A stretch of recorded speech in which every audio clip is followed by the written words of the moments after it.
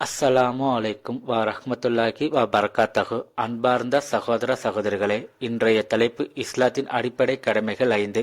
இஸ்லாம் மார்க்கத்தின் அடிப்படை தூண்கள் என்னவென்று தெரியுமா? ஒவ்வொரு முஸ்லிமும் கட்டாயமாக கடைபிடிக்க வேண்டிய 5 முக்கிய கடமைகள் உள்ளன. அதைத்தான் இஸ்லாமின் 5 தூண்கள் என்று நாம் கூறுகின்றோம்.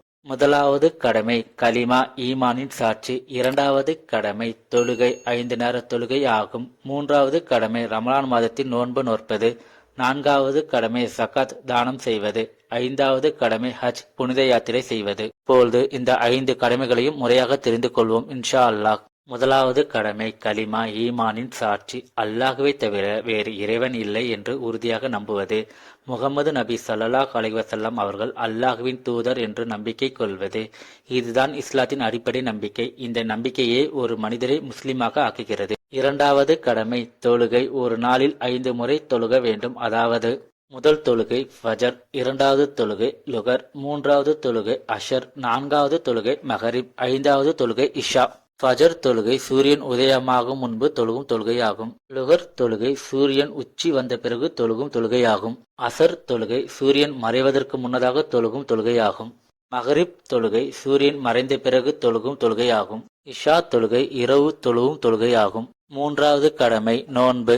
ரமலான் மாதத்தில் விடியற்காலை முதல் சூரியன் அஸ்தமமாகும் வரை நோன்பு இருக்க வேண்டும். நோன்பு இருப்பதனால் நமக்கு பொறுமை மற்றும் கட்டுப்பாடு, தியாகம் ஆகியவற்றை கற்பிக்கின்றது.